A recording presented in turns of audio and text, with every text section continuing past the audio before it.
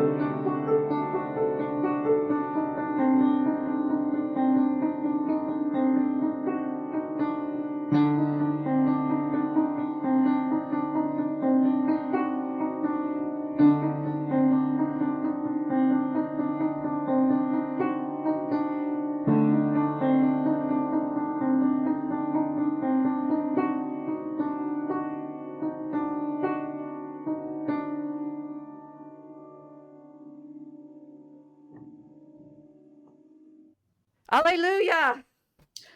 Hallelujah. Alleluia! Alleluia! Man, Easter week, wild, eh? Yes, it's a strange one. So, did you have a good Maybe Easter? Did you have a good Easter?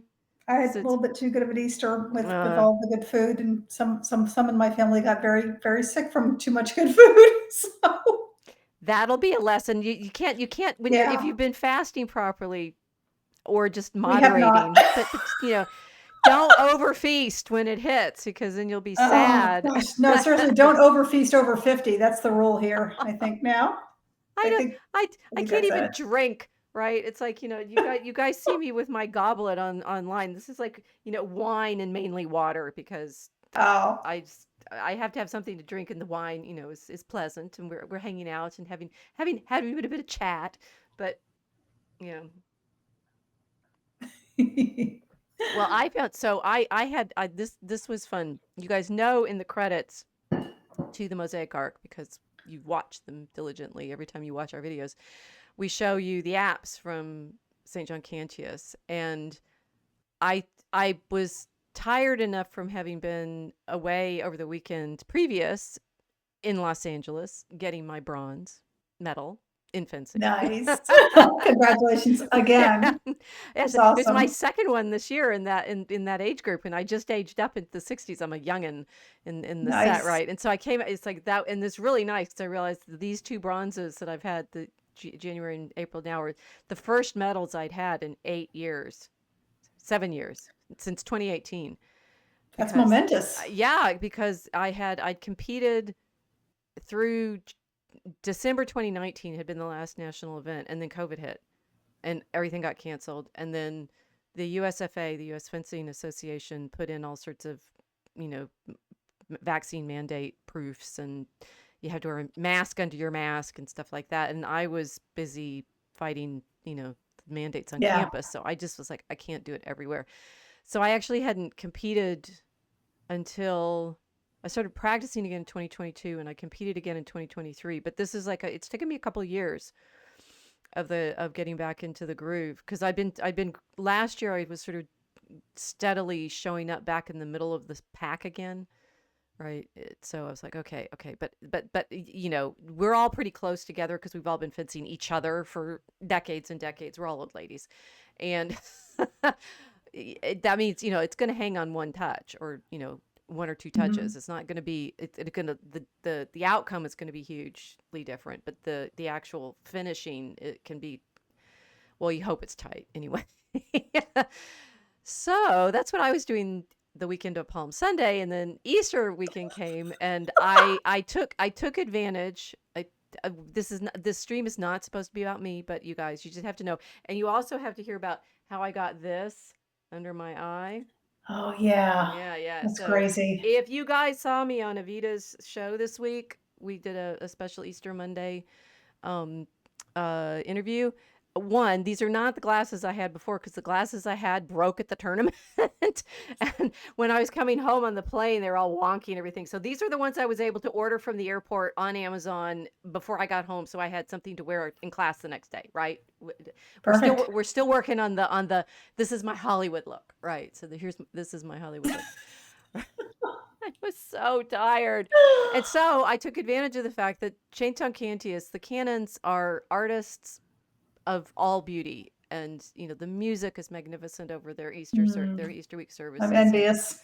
But they go on for hours and hours and hours, right? So I was taking advantage of the live stream, which you all definitely should watch if you want to, see the mass as it can be performed, even in this day and age, with enormous beauty and magnificent music and full, um, you know, uh, array of priests and altar boys and all of that. They live stream them all, and of course they're very good now at doing lots of camera angles and close-ups and shots, and you get to watch the activities around the altar that you wouldn't usually be able to see if you're back in the pews like I usually am. So I watched the Holy Week services from home on camera, and I was feeling sad because I usually manage to make at least the vigil in person, and I couldn't. It goes from 10 to 1 in the morning, and it's a fair ways away for me to drive. Anyway, I was feeling, it's like, have I actually observed the holy days appropriately? When I had not anticipated this. This is like, I think, a sort of joyous result of our online our hybrid reality, right? It's like that I was watching the priests I know over Holy Thursday and Good Friday and the vigil on Saturday for hours and hours and hours, right? It's like 10 hours worth of watching the I don't know what to call them. Commemorations? No, it's services sounds too Protestant. So what is it? Are you talking about Holy Saturday? Yeah, well, I mean, it's all three, right? Right. The Thursday, they do the the Other observances and proper yeah. Eucharist, and then the stripping of the altars and such, and Mhm. then on Friday, it took, the church was so full, the adoration of the cross took a full hour, just That's wonderful that it was so full. right, of people going up to venerate, and then the vigil included. I mean, the bishop preached. That's right. Or did I hear the bishop on Sunday? Now I can't remember. Unfortunately, they blended. Uh-huh. No, I think he preached at the vigil, because I was having some weird thinking. Like, where is that? Where is he preaching from? And what's that camera angle? And I got a bit disoriented. But then they had, all of the baptisms, and they have Yeah. the confirmation, the chrisming, and everything. And it just, and then everyone receives. And I, was feeling kind of sad because I'd missed out, but I'd been a bit, under the weather, and I really couldn't get it. When I got there on Sunday, I was suddenly there. It was real. And I was like, wow, this is amazing. This is a good, it's like, we're all in the mass, in our liturgies, we're always trying to capture that feeling of stepping into heaven, right? Mm-hmm. And that place that I'd been seeing only on my screen, you guys, this is big and important and like cool and metaphorical. So pay attention. The place I'd only been able to see on screen, I was suddenly in, right? And I cried. Like a portal. Yes. Oh. And I said, I know this church. I've been going there now for several years in person after watching the live streams on COVID, because that was how I did a blog post back at the beginning of the COVID live streams. They did them starting with COVID because they had done some live streams, but when COVID hit, they said, okay, we commit to doing them daily. So I watched daily mass for a year in 2020. Lovely. Yeah, every day, every morning. I watch, attend spiritually with the canons. So by the time I got to go there, it was like, okay, this is great. And then I didn't want to watch online anymore because I said, no, I should be there in person. But this time it was great. It's like, you guys, we are watching virtually always. The Mass is our virtual experience. Think what it will be when we step in to reality. I was just like, wow, Reality. Yeah. into reality. And we catch only these gorgeous liturgical glimpses of it now. Mhm. Which is why they were made gorgeous and magnificent, right? It's actually bring people into that idea that, you know, what heaven is really going to be like. It's way better than this. Right. This is Even why they put the best they could into their surroundings and their music and the pageantry. right. This is why they did that. And It that had a sense meaning. of, anything that we can do, even no matter how beautiful we make our churches, no matter how beautiful we make our music, no matter how colorful our art and the flowers and the beauty of the words, heaven is even greater than my sense of going from only seeing it Yeah. online to being there. Right. If you step into Notre Dame Cathedral in Paris and you look up and you go, wow, it's like that's not even 1% of what you're going to experience in the real in the real heaven. That was the idea. Isn't That was that the idea. wonderful? Isn't that Yes. absolutely wonderful?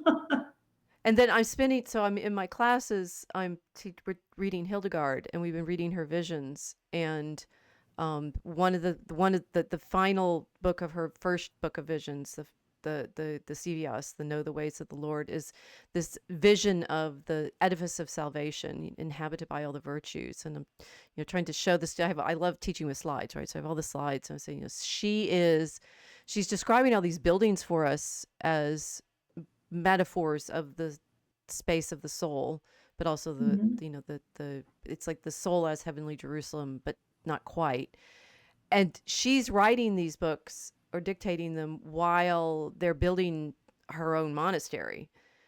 Right. So you're like the layering of reality that you want to participate in. And then last night I was watching, there's a wonderful movie called Vision, a German movie that was made of the portion of her life, right? The sort of Yeah, I think central. I remember that. I haven't seen it yet, but yeah. It's really well done. It's I mean, and particularly since yesterday I was trying to teach the chronology of her relationships that we know through her letters, and they captured those really nicely. So just like stepping into the reality, how many more times, how many layers of reality do we still get to go? Yes. Probably a lot if you're low down on the totem like I am spiritually. Sorry, God. I do wonder about that. I mean, it's like, I've read Dante enough to know if you end up in purgatory, you're still on the way, right? Yes. But yes, I may. Thank goodness. I may be here at the bottom in pride, but I'll be there one day, happily singing along, right? Yeah. Yeah, most of us are aiming for purgatory, but I like what Mother Angelica of EWTN said. She said, don't aim for purgatory. You might miss. You know, it's good advice. Well, I think one worries, right? So Milo is always saying this, like, it's like he wants to be with us in heaven, and he means it. I've gone to mass with him a number of times, and it's just like he's there and he's so happy, and I'm starting to get it. Right? Just it took me a while to really appreciate the Latin Mass and the how you are there with supporting the priests in their offering. Yeah.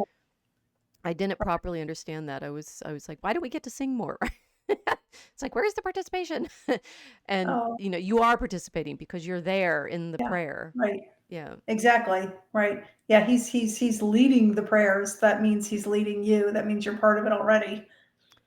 Right. But that I recognize that, it's exhausting, not just, I mean, it's even more exhausting. Well, I think it's super exhausting for them, but it's even more exhausting when you have to be there in the church, and it's sort of this stillness that you're holding for hours and hours, right? Because you're so focused on the offering. So you say you're looking for a distraction from that in the act of participation as is understood in the modern mass. Well, no, just I was, I grew up Presbyterian, so Hmm. the one thing I really enjoyed about church was singing, right? Yeah, it's The very hymns, similar, right? the So the modern hymns. mass is very similar to a Protestant, service, a Presbyterian service, or an Episcopalian service, maybe low church.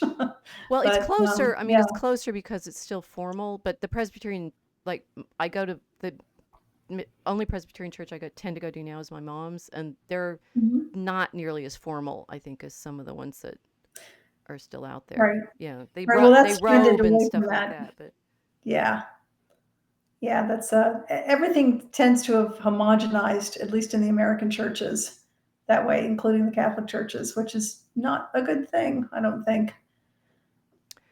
no, and we're I have in our pictures. Well, no, if I have the opening picture is a little silly, so we should stay we should stay with what we're talking about right Oh now. yeah, right. Um, I just remembered it. we Yeah. have a plan. You guys gotta know we have a plan. We have to do our sort of opening monologues to get you all set up and warmed up. And here we have the Rogue Wave and Happy Easter, Rogue Wave, and Mel, Happy Easter. aloha.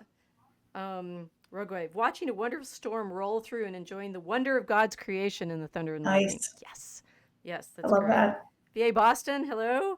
Our parish church's small choir does such a lovely job every Easter too. Yes, we're a Rogue Wave. You should really try to enjoy the Mass here on Earth because the Mass is a taste of heaven. If you don't enjoy Mass here, what makes you think you'll enjoy heaven? Well, Okay, well, which mass are we talking about here? Okay, because if there's tambourines and rain sticks there, I'm not going to be happy. tambourines are a good biblical instrument. I'll have you They are know. not Yes, good. they I'm are. sorry. Miriam, No. yes, Miriam. After they came through the Red Right. Sea, was a timpanistra. So How about maracas? timpanistra may include everything. It's not supposed to. Well, I don't think it's supposed to include percussion, but that's a rubric thing. That's a rubric question for somebody, not me, Well, I because I see. don't This know is everything about it. in the stuff that I've been reading about the medieval descriptions of Mary. One of her titles is Timpanistra because that's what Miriam is. After Yeah. the Oh, if Mary comes down and says, "I want to play the tambourine," you got it. You're the boss. But I'm sorry, no, not during Easter Mass. It's just so well, loud and trumpets are great on distracting. Easter, don't you think? You need to No, no, okay. no, I don't. Just No. voices. I mean, so this is our can't just they had strings and organ and voices. And I do agree. And this is, with Hildegard thinking about it, that although actually in the movie they had some good instrumentals. By the 12th century they're using some instruments, but the voice is the great instrument. The human Yes. voice is the great And instrument. the musical instruments that are supposed to be used, when used at all, are supposed to be ones that mimic the human voice, So, from well, what I've strings read. definitely do. Strings are a good Yes. mimic of human voices. I'm not sure Mhm. about organs. I've never Yeah, I really. don't like I don't organs. like organs. I can understand it. I can understand how it mimics human voice, but if you look at the way it's constructed in the pipes, but I don't like it either. It's too loud. It's too loud and distracting Well, for they're like, I mean, organs are like synthesizers, right? The idea was they all instruments, candy. right? Yeah. You Yeah. think about the way they have the stops so they can play the different kinds of Mhm. voices. They were basically 17th century synthesizers. So it's the same your reaction to having electric guitars. Yeah, I would say synthesizers are 1980s, organs, right? Right. I Yes, would say that that's the reverse. thing. So we're Yeah. here to celebrate the voice. Yeah. Yeah. Well, okay. So we had everybody's here. Everybody's here. Now we can get down to the serious stuff. Like then the world went weird. Right? I mean, Then the world went then well, you have Easter, and I'm sort weird. of I keep getting in conversations on Social Galactic that I really should simply avoid. But there you go. Hi guys. Uh, Can't help yourself, can yeah, you? just they start talking scripture, and I'm just such a sucker for trying to correct them, and anyway. So and you guys have got to watch Evita Duffy's show, and if you watch the one that I was on Monday, She's such a, I feel like Hildegard with Richardis right now with the veto, right? It's this, she takes Mm. the things that I've shown her and that we've worked on. She did my Tolkien class. She did the poetry class, so that one of her poems is in the Writing Christian Poetry volume. So you guys got to Mhm. get that. And I was her advisor on the main research paper that she did her senior year on Margaret Sanger. So Nice. she knows her stuff. And then she's been writing for the Federalist, and now of course we had her on, right? But then Mhm. since we've had her on about this time last year, she's started her own podcast with Dan Bongino's channel Yes, or very good. platform, right? And she's just getting better and better. She's Mhm. so covering the things that we need to be thinking about. And so I was obviously very honored to get to show up and brag on her.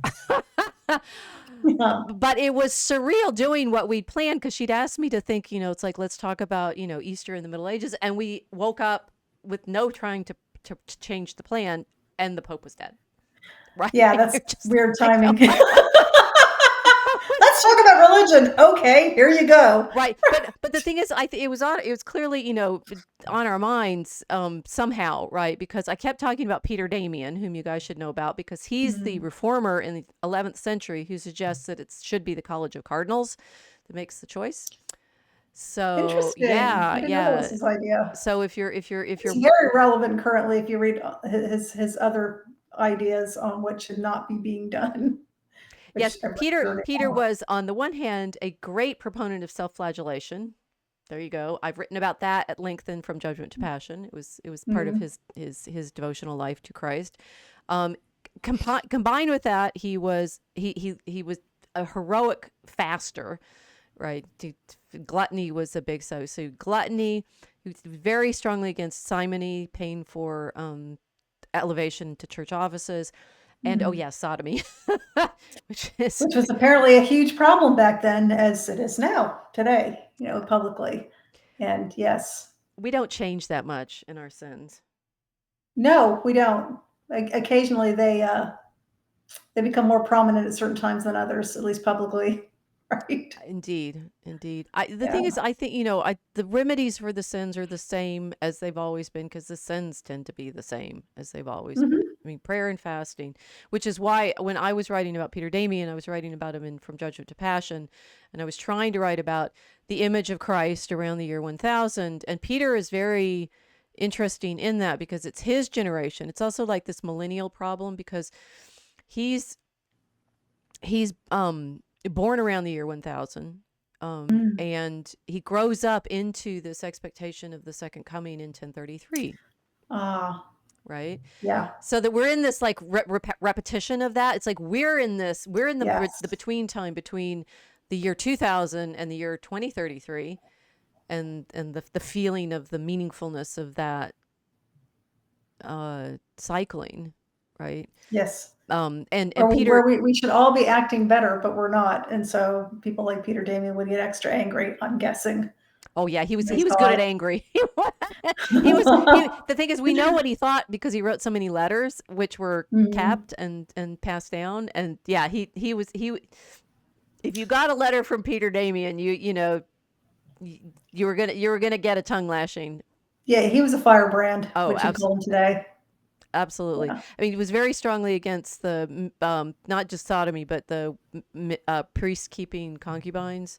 Mhm. So it was all, but for him, it was all, as I've discovered, it's all about the purity of the altar, right? These are the people offering the sacrifice, right? They're the ones like our canons at Cantius who stand before God, and he practiced the self-flagellation because he's saying it's so vividly seen in his mind's eye, I suppose is the best way to put it, but also in the images in the churches at the time. The crucifixes are starting to become more graphic in his lifetime. Oh, yeah. The debt, it's this unpayable debt that we owe to God for love, the taking our debts on himself.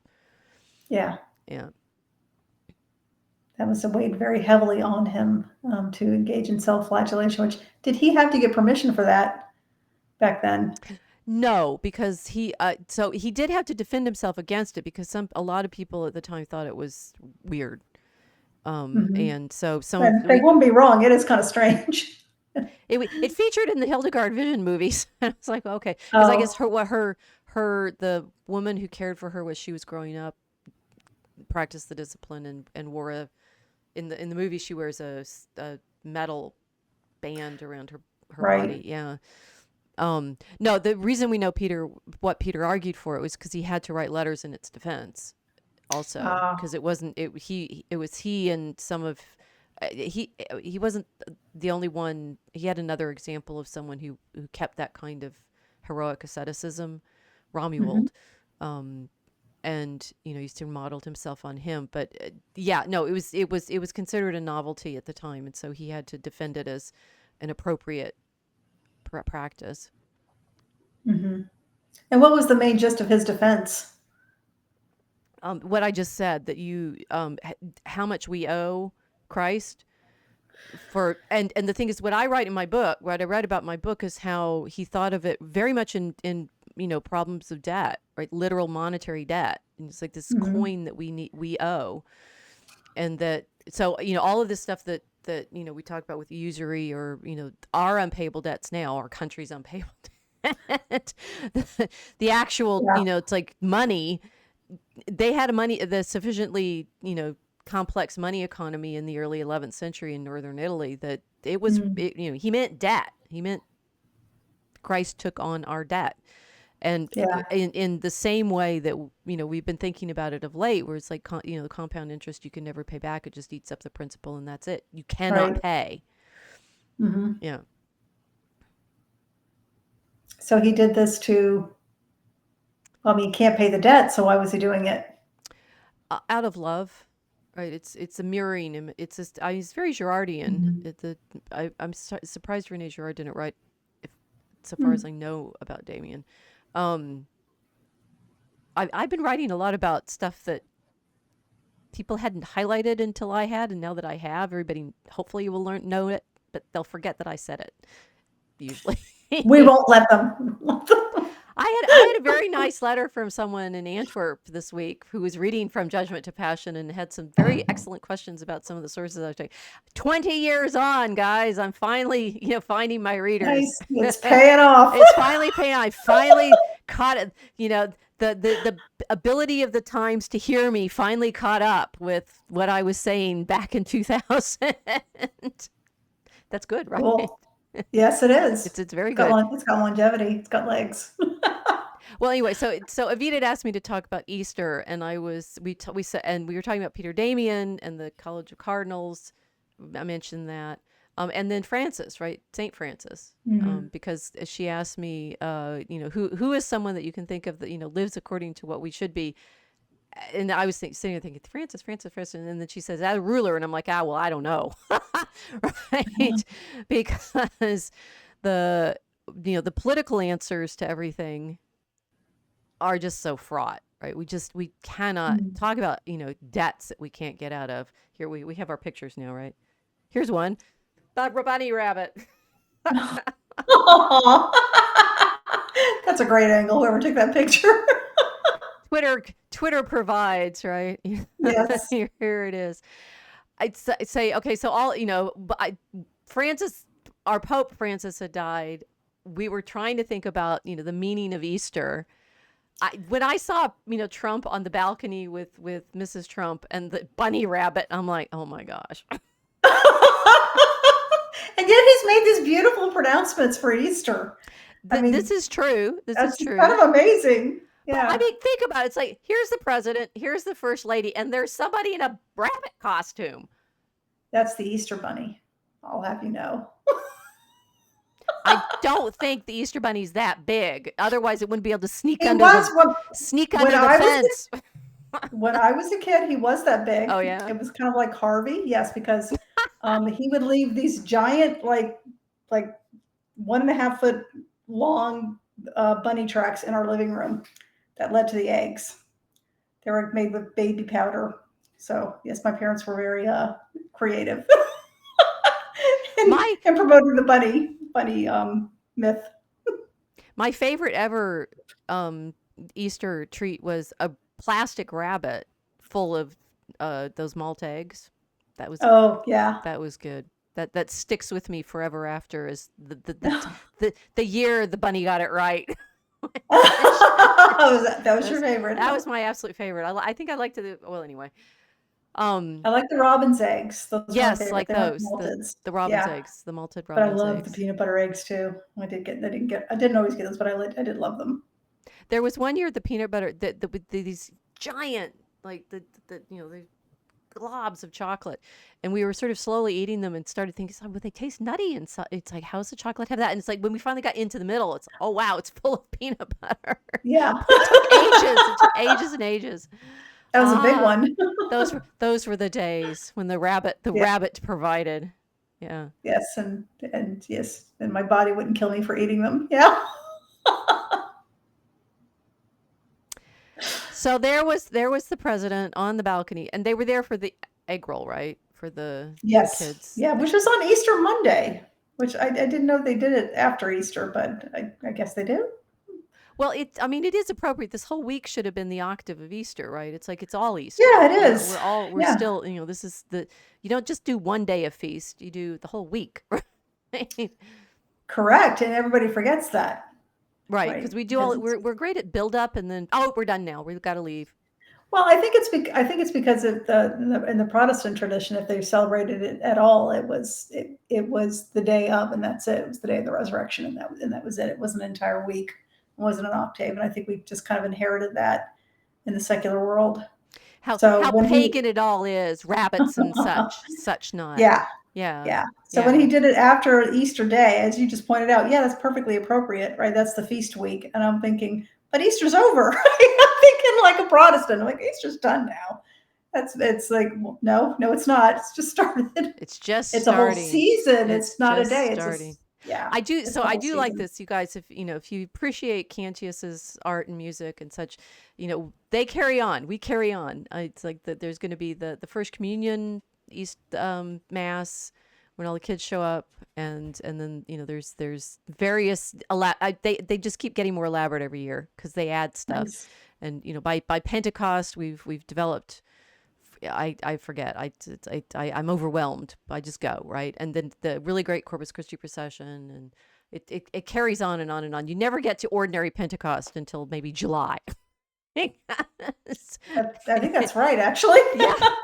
Yeah. We're in this Easter. So one of the things Evita, I'm doing the footnotes to the Evita stream. She'd also been talking about what we talked about on our stream 2 weeks ago, which was the penguins and the trade and the problem of the pirates, right? You remember that? Do you remember our last stream was about the it's all blending together. I'm like, and then I wrote it up and put it up on Substack, find the link, and then Evita talked about it on her show. We're doing major crossovers here, right? We'll have to have her back on to fill in the blanks, right? But she's saying sort of what should we do here now in this post-Christian world? And I'm like, we've been in the post-Christian world since AD 33. Yes. When the first post-Christian, of course it's post-Christian. It's Easter time, all of it. I was thinking when the first jailer put the first anti-Christian graffiti up on a wall, right, with Christ with the head of a donkey because he was mocking him. It's like nothing's changed. 2,000 years. We're still facing the paganism of the default. Again, to review, guys, just catching you all up because we had quite a year. When we had John Davidson on, and he was talking about pagan America, it's like, it's the choices are pagan or Christian. That's it. Always was. Right. Yeah. Or, what pagan, Jewish, or Christian, in the sense that they're different poles of choice, but it's Christian or Christian, right? It's we're here in the Christian world. And yet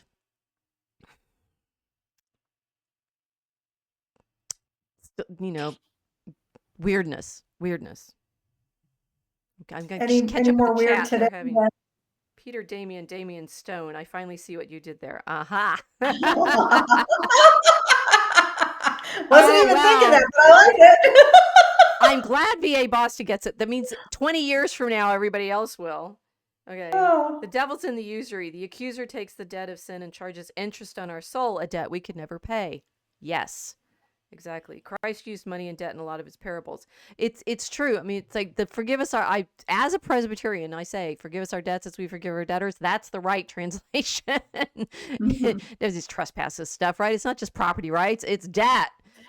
Forgive us Yeah. our debt as we forgive our debtors. And that's what shows up in the parables, the forgiveness of the debt. Hmm. Um Okay, rulers worth emulation, according to Rogue Wave. Gabriel Garcia Moreno, San Luis. I mentioned San Luis since I was born in his city, but Blessed Karl of Austria. I should learn more about him. That's, yes. So Mel's saying it's Bright Week. It's still yes. Is that what it's called? I guess. Oh, Um, yes, I Rogue think Wave. Blessed You get Carl. it. You get it. History is I, divided between what happened before and after one great historic event. That's it. The Passion, Death, yeah. and the Council of Nicaea. I see what you did there. Are we going to explain to the viewers, right? Because unless they're following the long discussion on Social Galactic, they won't know what we're talking about. But anyway, I've seen that discussion before. Go ahead. who might? It's recurrent, like the liturgy and like the return of the feast each year. So I'm trying to figure. Okay, so we were talking. We didn't get to deal with Pope Francis, because we'd actually planned to talk about Easter, and I think I hope I made this point clearly in Evita's stream, but I want to make sure that I make it clear for us now. She asked me, so what's the difference between then medieval Easter and now? And what I said was the apse mosaics. And this is all. I would prefer to build this up and make you read 300 pages and finally get to it and go, oh wow, but because that's what I do. But it took me 2 books and decades of wrestling with it to get to this point. So I'll just tell you guys now, because we don't have 30 more years. That I started as a Presbyterian with no body on the cross, because Presbyterians just have the empty cross, saying that they mean they honor the resurrection rather than the death, because he's resurrected, he is risen. We're always in the Easter time. And when I was growing up, therefore, when I first went to Europe and saw the Catholic crucifixes with the body, I was curious, right? It's like, what is this? Particularly when I saw them in Florence and in Rome. And I remember one particular one in Salzburg, Austria, tucked back in a cemetery chapel, and I'm like, I need to understand this. This makes no sense to me. My dad had always saying, we worship the risen Lord. We don't have a body on the cross. I'm like, okay, so what is it? So my first book, From Judgment to Passion, is the development of that curiosity about why so much focus on the death, why so much focus on compassion, Mary's compassion for Christ on the cross, why be so focused on the sorrow when, if the truth of the matter is, as Christians, we know we live in the risen Christ. We've been baptized into his death and risen again. Well, because there's a simple reason that, and I think this is very nicely demonstrated at St. John Cantius in their art in this church that was built in the early 20th century. So it's not medieval, but it gets it. The apse mosaic is the resurrection, but there is a crucifix with a very, life-sized body on it that's in the middle, more like in the middle of things. It's on the front pillar in the right-hand side in the nave. It's like you need the whole ensemble of images to get the point. The crucified Christ is the one who entered into our humanity, entered into our time, entered into our experience, and died, which is what Peter Damian was recognizing. And he's the same one who's in the apse mosaic in majesty. And that, for me, is like like my experience of going from watching on screen and being in the midst on Sunday.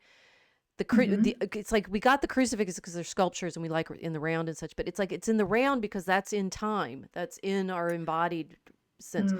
the majesties, which are what we don't have anymore because they were painted over or the churches were taken down, the sculptures could be moved around, and so they're stuck somewhere else or they're in a museum or something like that. But the apse mosaics or the apse paintings, like the ones in Constantinople of the majesty, they're meant to make you think about this twinning, both heaven and earth, right? His incarnation and his resurrection. The designers for St. John Cantius, I love that church more and more because they did it right, and they were like ordinary guys. They were just these Polish craftsmen from Krakow who wanted their own church.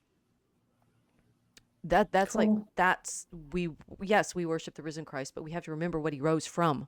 Right, but we're also meant to follow Christ, not just into heaven, but through suffering. Oh yeah, We're supposed to yeah. enter into that, and that's a reminder of what exactly it took, what exactly he did, and what's expected of us, in being like Christ. This is true, but from the 19th century, the focus has constantly been on he's a historical figure, right? Which is where we're going here, right? We're going here with the historical problem, and the very modernity has very much lost sight of the majesty. It's think about it. In all of the movies, I mean, I'm interested that Mel Gibson is making the Resurrection movie, which is going to be wild. Yeah, I'm so happy about that. Yeah. But that very last scene in the first one, when I was in the theater watching that, when he stood up and walked out, and I understand that was put kind of almost as an afterthought. He almost didn't include that, but he did. The entire theater went, just like they were relieved. yeah, After all that torture right. they saw him go through, that he rose up and was like perfect. Right? I mean, the holes were still in his hands, but he was perfect. Oh yeah, and the light goes blood through it. Yes. You see it through his It was hand. really amazing, and the effect it had on the audience was astounding. It was natural, and it was everybody had the exact same reaction. Everybody was relieved. Well, I like too. I can't make myself watch The Passion over and over and over again. I've never watched it again. That's I've the only watched it time I've twice. ever watched it. Yeah. Yeah. But the second time I watched it a few years ago, and it's so striking to say, Caviezel is so handsome and healthy and alive at the beginning, and it's less than a day. Right. It's like that's the way it was. Yeah. So that was so there it is. So, but in modernity, what we tend to do is Easter is the empty tomb, right? It's like all of the all out there on Twitter. Mainly, what I saw, it wasn't Christ in majesty. Okay, he's not ascended yet, and so okay, but it's not. It's just the emptiness, right? He's not there. He's risen. He's gone, and we are nervous in modernity about showing God in any form, right? And so it's almost like the concern about the idolatry of the crucifixes of the body. It's the wrong focus on why we show Christ in that moment. But it's also not you didn't walk back into church on Easter if what all you get stuck with is you worship death. Yeah, that's silly. Right. But you've heard it, right? People get No, stuck. I've never heard that, but it doesn't surprise me because it's usually a pejorative meant that people would say to dismiss something that scares them to think about. Right. Something they don't understand. And people are afraid of death. They don't like to think about it. Even though Christ conquered it, they still don't want to think about that part of it. They just want to think about the glory. They don't want to think about the death. I'm not even, guys, I playing with the microphone to make sure that I keep my voice close to it now. And you see how I changed all my tech and everything. So my physical voice can be transformed into this ethereal transmission to you guys. In the chat, you can tell me whether I've made it worse or better. I don't know. I mean, I think it's like the Easter Bunny is a good demonstration for most people who's saying, it's about God. It's meant to be about God. It's meant to be holy. And you got this, it's not about the ruler, our president doing the salute. It's not about the bunny, right? It's something about, well, like, What should we be? Okay, now this is where I think our theme of pictures is going to work. So, whoops. There we go. What a week it's been. We got the four horsemen of the apocalypse, including, oh shoot, stop, go back. Oh man, I blew it. It's good. That was a good intro. I know.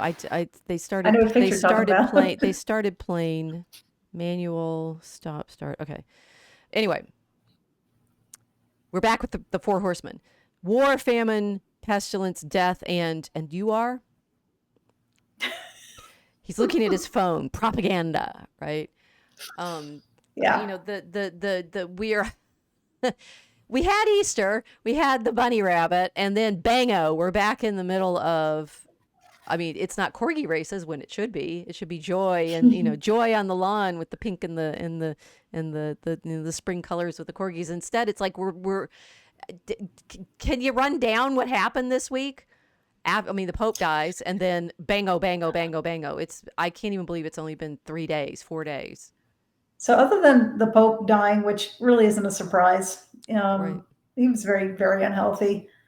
Is there something else disastrous that happened this week? I can think of something positive that happened this week, right? There's these peace talks in Russia, I think, are a positive thing, very positive thing. And they weren't talking just about Ukraine. I think they were talking about other things too. And talking is what needs to happen. Right. People need to talk to each other. Yes. This is good. It's a good positive thing. Well, I guess so. I mean, one of the things I'm thinking about. So we had this, you know, this is the season of the encampments, and is it encampment season already again? It's encampment season. Okay, so I had the AI. I knew we were going to run out. Okay, we have the encampments, right? And academia is in it. You know, you would never know that it was just Easter on campus. Would you ever know it was Easter on campus anyway? Well, fair enough. It's certainly not Easter right now because the Students for Justice in Palestine have put up another installation, which they have, you know, diligently marked as an art installation and gotten permission for. But this one, I'm not showing you all of the images. This one is showing our president, Paul Alivisatos, and it's a divest. I felt like the other ones were too ugly to show, right? It's very disturbing having this. It's sitting right in the middle of campus in front of the divinity school with, you know, blood running out of their eyes. And you know, how dare you be peaceful and have a pleasant week when, you know, these people I care about over here are suffering. Well, more than that, it's so Jerry Coyne, who does blogs on his Evolution is True blog, talks through it. I mean, one of the things they have on the tent is the handprints, the red handprints, which is a remembrance of a particularly brutal murder of 2 Israeli soldiers who were caught in Ramallah and murdered by the people there.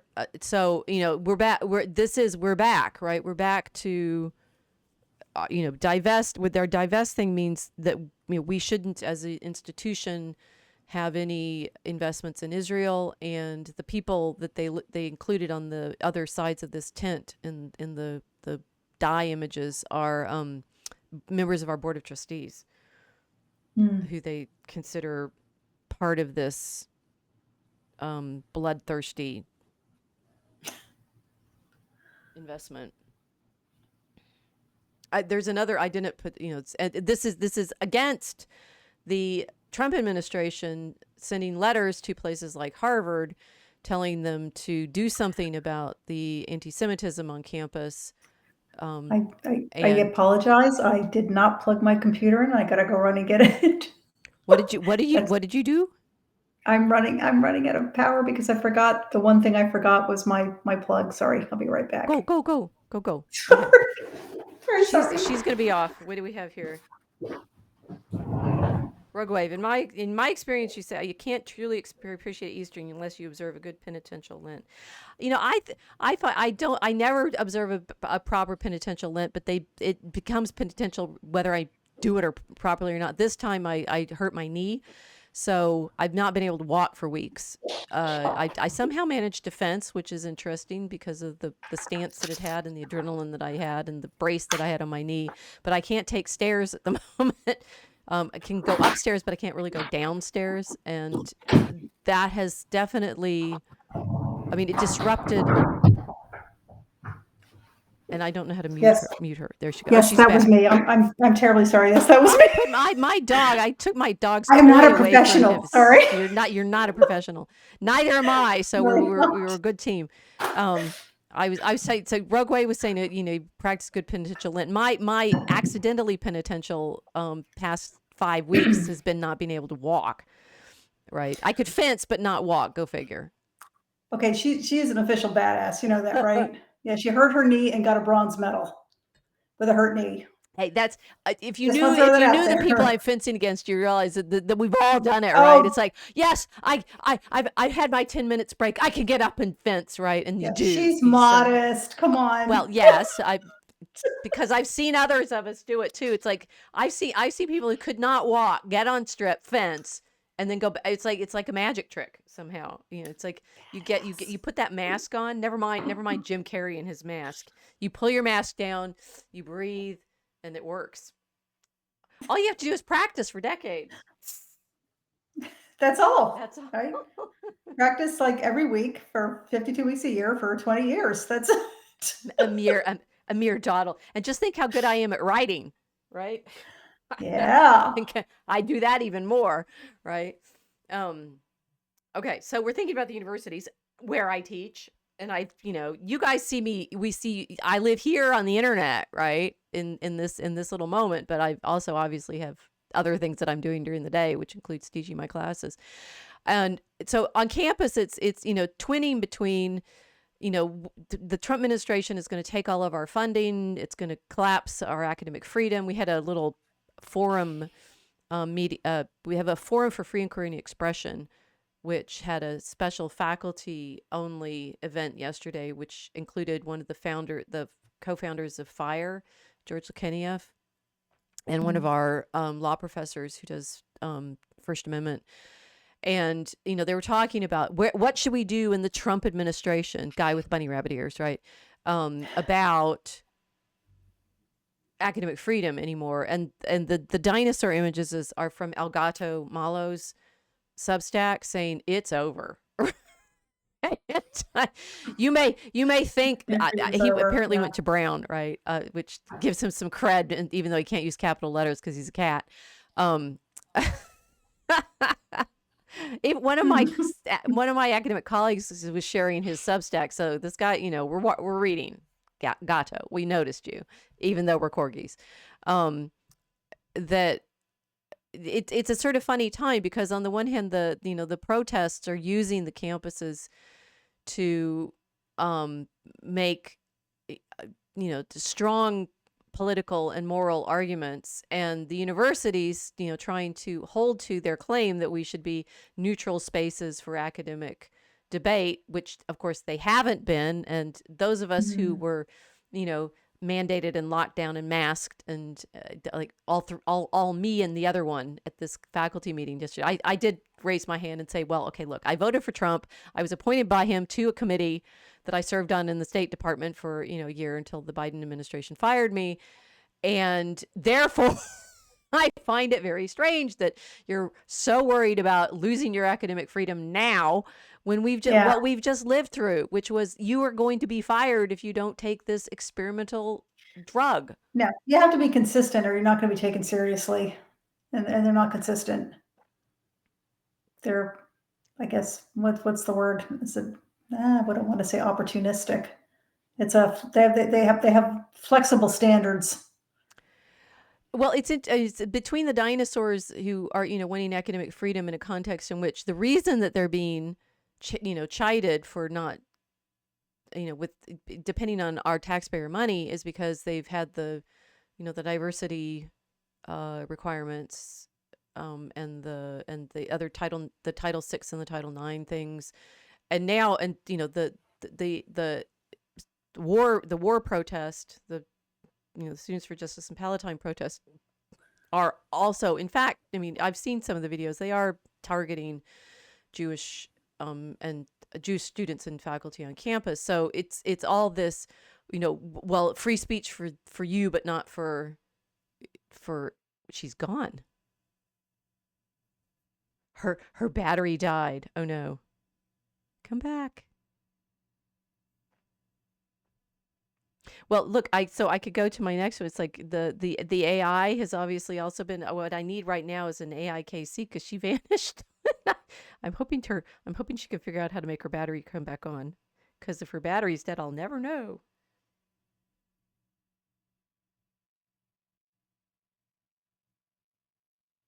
Oh, she came back. See, I've got you an AI version of you on. Can you hear me?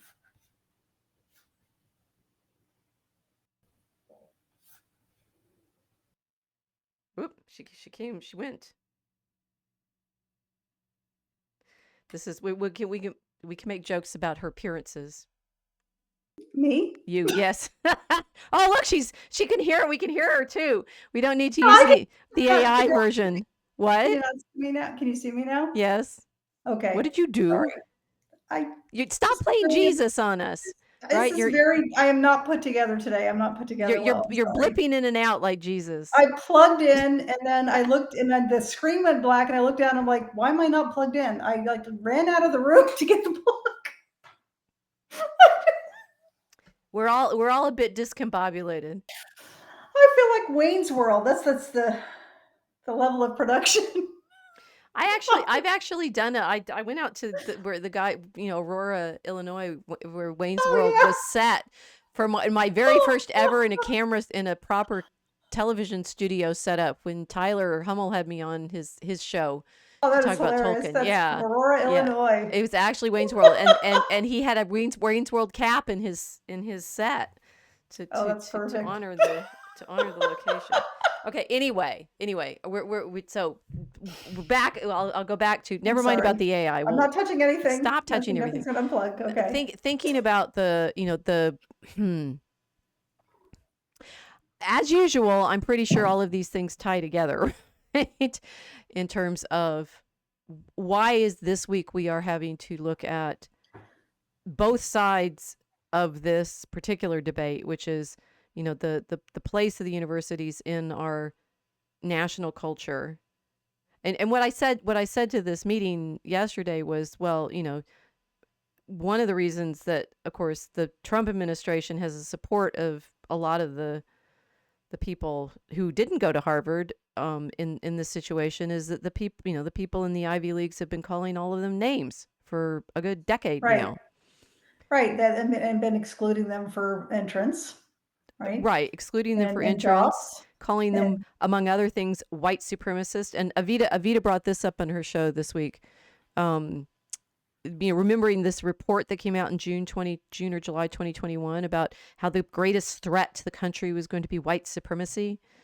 And, of course, that was invented by people in the academy, proving that it exists. They did, books and scholarly reports and such to prove that this... Right. So that they can justify discrimination. Right. So they can justify discriminating against the entire rest of the country, whom they now want to give them money. So this is a monster. This is a monster that was created by the U.S. government when they kept giving them grants over the decades, over the last century, and made them feel as if they earned it just by being them. It is very elitist. Did it start out as elitist? Maybe, that's a whole another layer to the story. I mean, it started out as you pointed out on Vita's show this week. It started out as a seminary for congregational Christianity for the Puritans. Harvard did. Right.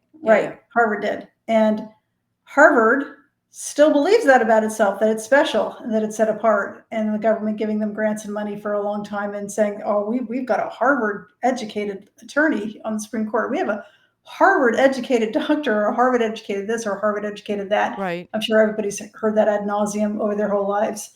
And they really started to believe their own press. And they really started to believe not just about themselves, but by contrast, everybody else must be lower than them. Well, the And rest of academia spends all of its time being the other Harvard, right? We're the Harvard of the yep, Midwest, and Rice, where correct. I was an undergraduate, was the Harvard of the Right, South, right? and they're not, It's the and they're right, criterion that they're not they helping. right that they use to say, well, we're Yeah, as good as Harvard, just not in Massachusetts. And one, right. nobody ever believed them because Harvard, it's like it does. The trick doesn't work unless you actually think It is, Harvard's and it better. is a trick. It is a trick, and Hmm. I The have no doubt. propaganda, the propaganda. Yeah, there's no doubt in my mind that they had that really at times superior professors in certain topics. I don't think you last as long as they have without offering something people actually want. Oh, and But they still do, right? The absolute yeah, best medieval art historian is at Harvard. wonderful. Yeah, That's he's wonderful. he's They're not doing magnificent. themselves any favors though by being very dismissive towards everybody else and elitist. Right. Because when that happens, you no longer have anything anybody wants because eventually they're just going to reject you out of hand. So Harvard, stop committing suicide. Just stop it. Really. Yeah, I'm wondering. It's like whether there's a particular animus between Trump and it was where Obama was in law school. But anyway, Lots of people were in law school there. I think right. even didn't even Bush go to the school for was it I thought he which was at was the Yale, business right? school? Oh He well. went to Yale, but he got his master's. I think he got his master's at Harvard. Okay, Right. one way or the other, you need the stamp, right? So that you can Yeah, he say, did the stamp "We from are of the Yale. world. We are of the Yeah. prestige." And Right. yes, they're upset that, and this is of course why it's the opposite side of why the protests were staged at these institutions, because they are Yeah. the place that you're Mm-hmm. going to have that. There's yeah, I can hear in your voice something's missing though, isn't it? When you're trying to think about why are they targeting Columbia and Harvard and the University of Chicago? Um, You can't say. I mean, they can't say. Well, it's because of all of this Jewish money. Jewish money's everywhere. They give a lot of money to their institutions. right. That's not a fault, right? So, but why did they pick? Is it just because they were in big cities that were very visible, or is there something more? Well, of course, there's something more, but I think so I'm trying to it's like because we always have to search and query this of. I think in our context today, it's going to be the problem of proof Hmm. and the because okay, yes, there I found it. They should be Christian, right? The whole point about Harvard, it was to study Christ and Right. to train to train themselves in truth Right. in the search for Christ. And here's a blunt reason: they're in trouble because they've forgotten Christ. It's I mean, Well, how hard yeah. is it, right? Aren't we all? Yeah. It's straight up. It's like I now I'm trying to figure out who I. Well, I told that to Evita, right? It's saying, Hmm. why are they in such trouble now, and what should they do? And it's like they should remember who they are. They are Christ's. They were founded for Christ. If you want to search for truth, you They're search embarrassed by Christ. you serve our Lord Jesus Christ. And of course, I didn't even say it that strongly at the divinity school. In this tent on campus, what you see behind it is Hmm. the administration building, but it's in front of the divinity school too. When I sat at the divinity Hmm. school these 8 years ago, 2017, yes, that again, I keep saying it, the thing that I saw that in the freakouts over Milo's talks in 2016, 2017 was an inability to deal with the religious dimension of what we were living through. We were in a spiritual crisis. We were in a religious crisis, which everybody now agrees, right? And so if you say that the institutions that are found that are, you're going to be a dinosaur if you live only for this world. I think Obama was the first major political candidate that came out directly attacking Christians publicly Yeah. for being Christian, right? And Clinging to it their was a guns and very their Bibles. into their lungs and their Bibles, and yeah, oh, those people.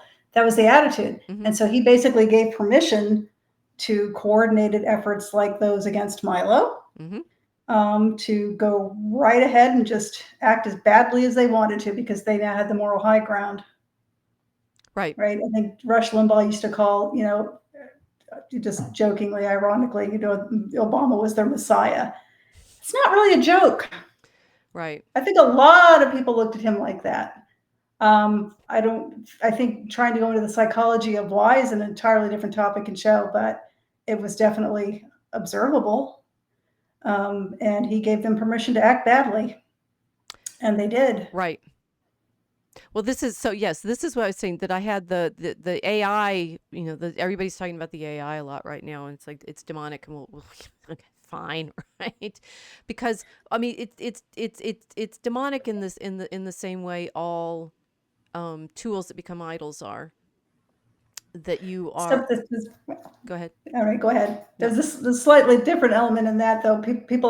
Some people actually do think it can be literally possessed by demonic spirits. Well, to be fair, Not consistently, not always, but writing it can be. and the electronic media and everything, it's like the people who did magic back in the Middle Ages were the clerks who could write. Right. Right. They wrote down spells. They wrote down spells, right? And they tried to use their spells to conjure angels to teach them stuff, right? So but yeah, there's also what is it called? I don't know the proper term for it. It's like it's automatic writing, basically. right. When something's writing through you, Right. Right. It's what the New Agers called channeling about 30 years ago. So that's been around for a while. So yeah, same thing, right? It can get in there. A lot of people think it can get in there. Well, and say, I've been talking about Hildegard and her visions and watching Vision last night, and the problem is, how do you know it's from God? How do you know your vision's from God and not from the enemy? And so with the AI, I mean, I am honestly scared of it, but I'm mainly scared of, well, I'm scared of it in the sense of, it's yet another extension of our ability to collect information about people. Okay. Which David was, Cursed by God for doing a census, right? It's like, this is straight up in the Bible that and then God gives King David a choice, right? Is you'll have a plague or something else, because he counted the people. So why did God not want him to count the people? See, and when William the Conqueror makes Doomsday Book, it's basically a register of all the property in the kingdom, which he claims. He's counting the people. He's counting the people, right? So with the AI is, it's like, okay, one, it's people are going to get lazy about their structuring their thought, and it's the same kind of laziness you get if you use a calculator all the time. Guilty. You're using other people's thoughts when you use AI to write fiction, right, or to write any kind of exposition, even. And to me, I mean, as a writer, it's a matter of pride not to use something. Why would you want to? Why would you say, I'm so proud of myself for using 10 million other people's thoughts? Right? Well, Have none of my own. we do books too. We read books. We use dictionaries. I did not read fiction for the longest time because I didn't want it to influence the fiction I wanted to write. I've since learned that's maybe not the best idea. That's not the best idea. You're always. But that was my thinking. The thing is, you're in conversation with other writers all the time. It's like we're in conversation. It's like, and this is okay. So we're in Christ. We need to understand ourselves to be in Christ. Main arching lesson here. The things that are happening in the world right now are quite just frustrating and disturbing, and as usual, I know they're all connected, and I'm gonna figure out how. Of course they are, and you can always find it really well too. Of course they are. Your brain work. we're supposed to be finding the ways in which these things come together, and it's like, well, one, like in Vision, Hildegard, the movie, when the movie is dramatizing what we can learn of her, her from her works. And one, she's really happy to have these books on plants and animals and such, because she's famous for her, particularly famous in Germany for her natural philosophy knowledge and medicine and things like that.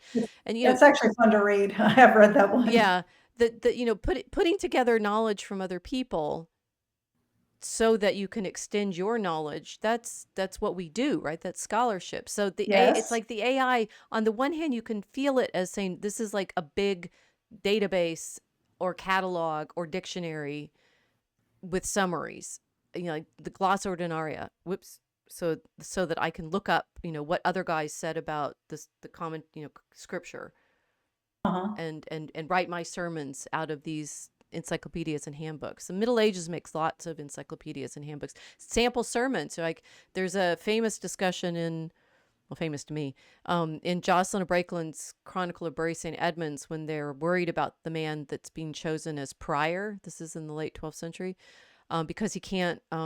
He's not literate enough to compose his own sermons, and the abbot just says, "Well, he can read somebody else's."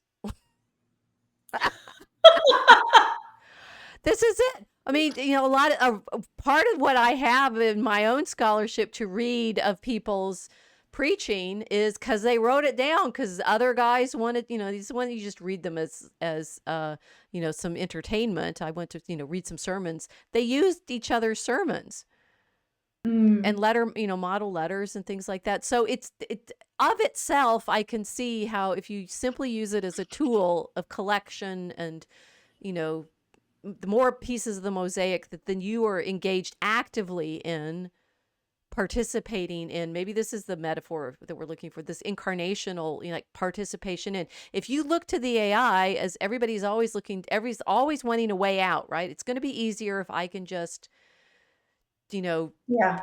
the tool will do it for me and I don't have to suffer. That's it. Oh, no, you grow through suffering. Right? You grow through hard work. Your brain's not going to stretch. It's going to atrophy. It's what you said. It's what you said about why, it's like we have to follow Christ. We have to enter into the suffering, the passion, the Mhm. reality to follow him into heaven. We don't get there any Yes. other way. You don't get to just like lift up and not go through Good Friday. Yeah. Heaven, salvation is not something you can name and claim, right? You have to follow Christ. Right. You can't just say, I'm going to reject suffering.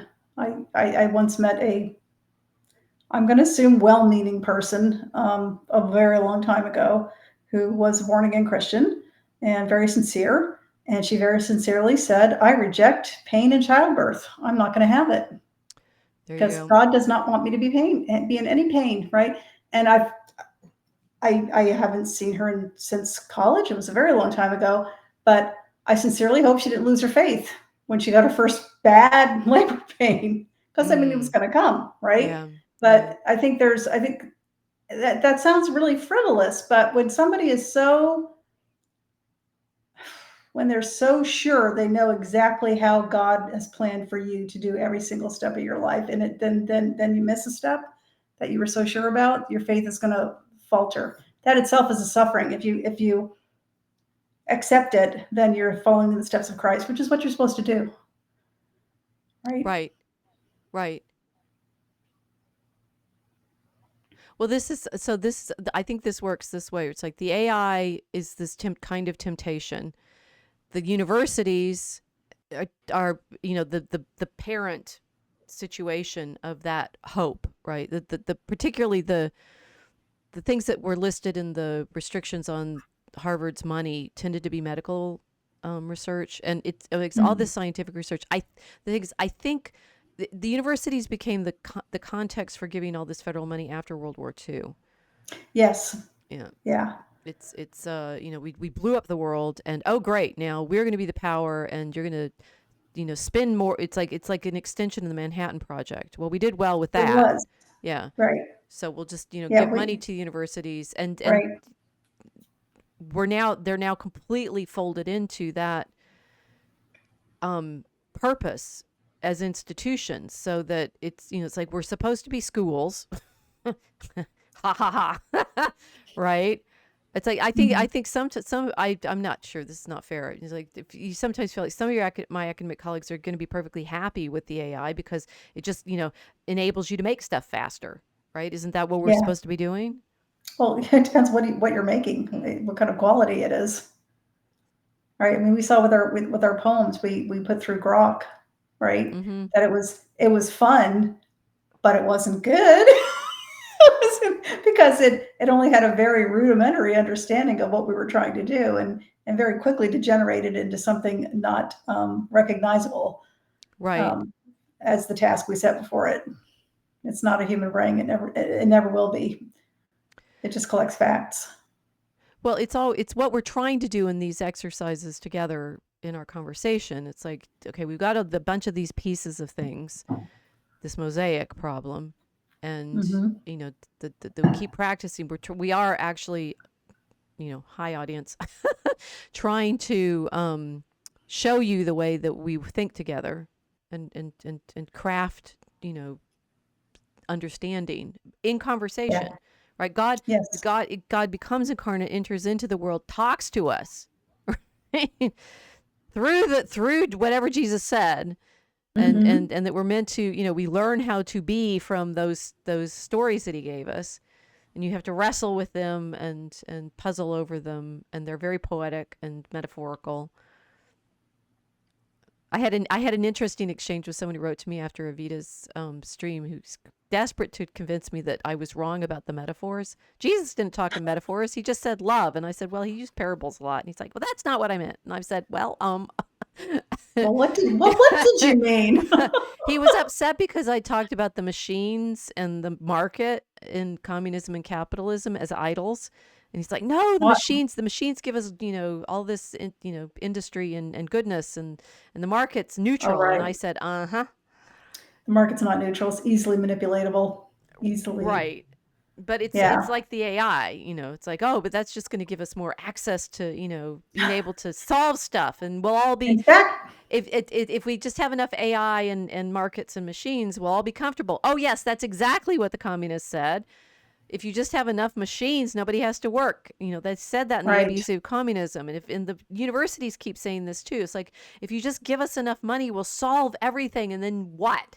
Right? Yeah. What? Yeah. Yeah. We just wrote about this in Act 3, the market. Right. Um, but yeah, I always, when people talk about, as yourself, what communism was aiming for, and a lot of people say, no, no, they just want people to, to work. Was it to work to get the fruits of their labor, right? Right. To work should be fair. And I keep remembering, oh yeah, the Russian word for work is roughly translates as robot. So are they turning people into robots? Well, the ideal that they taught was mass industrialization, and if Yes. you the idea being, if you industrialize everything, and the workers all work for the workers, you will eventually eliminate the need to work. So they're straight up. I mean, Right. the AI machine robot world, this is why the China has no trouble with going, robot factories, because that's the premise. Well, the thing is, you end up working to support the humans, end up working to support the robots because they need so much input and parts and maintenance. And I suppose you can try to create AI to, be a robot that works on robots. Where does it end? Well, okay, so our next example after the is this one. Here's the video. How are you, Mr. President? Fine, just fine, thank you. How are you? So good to see you. So this is Witkoff, right? And he's being greeted by Putin, Oh, right, and they're right. sitting down around this This pretty table with a this little vine around table. it. Yeah. Yeah. And they all sit down. I'm going to play this a few times because there's a lot to unpack in here. All these things happened this week, right? the Yes. death of the It is Pope, and momentous. Yeah. it's a wild week. And this, if we watch this again, so we new viewers, right? I know everybody, hi, people that followed me here from Evita's show. Thank you. We did get a fair number of new subscribers on our newsletter, so hopefully they'll Cool. join us on the Mosaic Ark as well. That we did a full breakdown last year of Tucker Carlson's interview with Putin, and so That was a this good one. was just it's like 30 seconds here of them, totally different energy. Witkoff going there, and I mean, when Oh yeah. Carlson was Oh there, he was gosh. like, I had meetings with my colleagues. We were teaching Eurociv last year, like math tense as all get out because Tucker Carlson went to Moscow, right? At Yeah, I saw all. no problem with that. That was crazy. Never mind that he he went to talk to the president of Russia and published it, and so everybody could see what was said, and it was accurately translated according to my colleagues who know Russian. Why would you not want to talk? Why would you want war instead? Indeed, right? And this I realized another. So we have through threads of work and suffering and putting the pieces together and meaning. But it was also who could you trust, right? I think there's a lot behind that's what I thought I was going to draw you all into this problem of how do we know which reports to believe? Yeah. Right? Do we believe the AI? Do we believe the universities on which side is the good side? And with this one, let's watch the video again. This is the what do you see when you see our what's I should have looked up Witkoff. What is he officially? He's with the State Department, right? Yes, I think so. But he's I, not I, he's I not don't a remember. cabinet secretary. So what is he? No, he's not at that level. Right. He's staff, but I don't remember his title. I'm sorry. Okay. So he comes into the room, and this is I happened to hear some of a podcast on Rumble. This guy who does a life in this a day in the life of the CEO or CEO. I can't remember what it is. Anyway, his guest was talking about like body language and gestures and how to take control of a room and things like that. And I mean, this is so wild because it's like textbook of what he was describing. Let me start the video again. So here we go. Oops. All right, I have to go back. How do I make it go again? Ah, there. Okay. Okay, so Witkoff comes in. Whoops, I turned it off. I'm going to start over. Okay. I don't know if I don't seem to be able to pause it.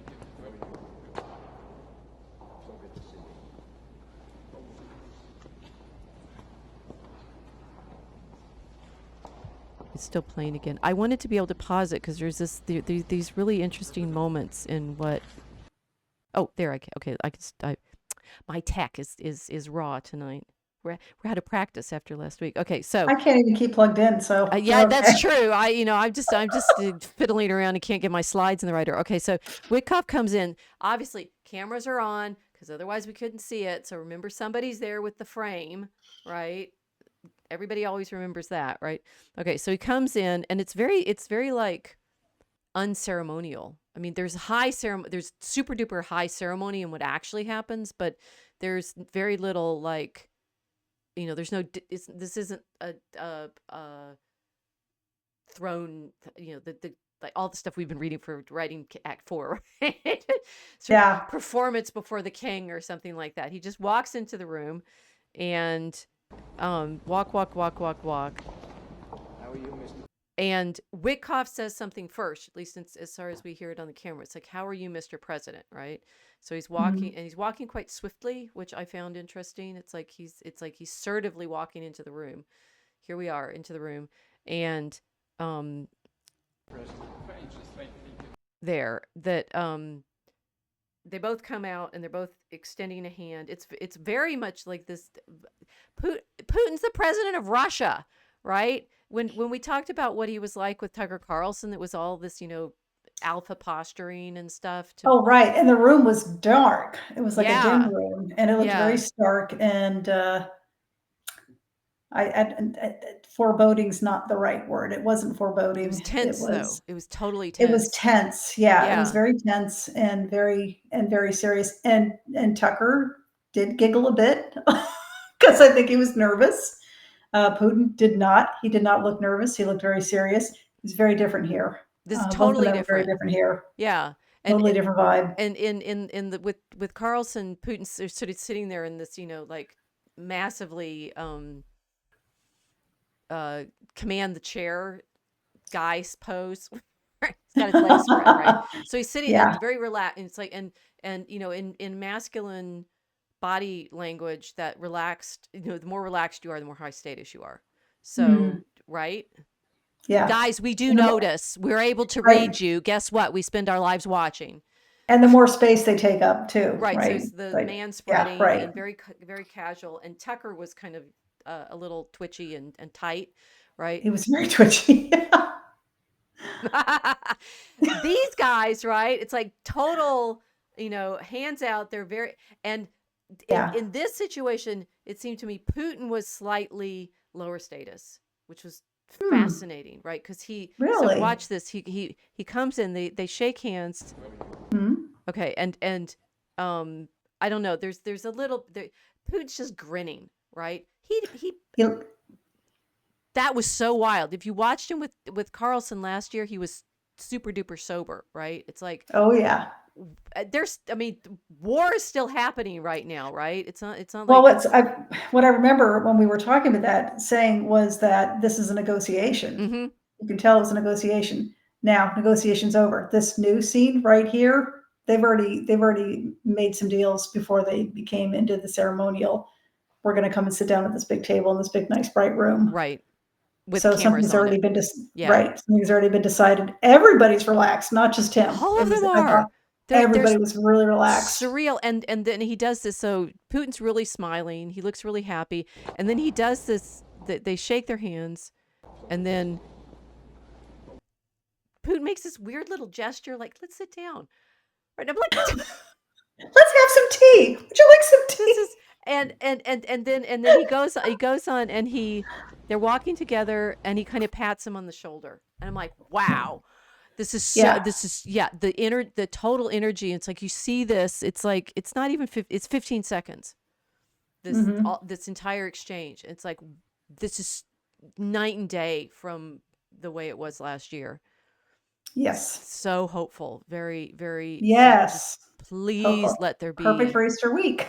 yes, this was, but I'm Yeah. and what and it is interesting now. Of course, the internet is always out there screeching, we can't trust Trump. He's not doing anything. He's going to get us into war. Chatter, chatter, chatter, chatter. That's the horsemen of the propaganda, guys. Yeah. Constantly, and I'm interested.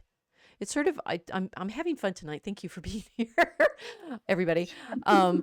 Because but before we started talking, I was feeling pretty low. I put some happy on to start the video, and that kept me up. But I'm like, when do we get to celebrate, right? It's like we got dinosaur campuses worrying about. Sitting in that session yesterday,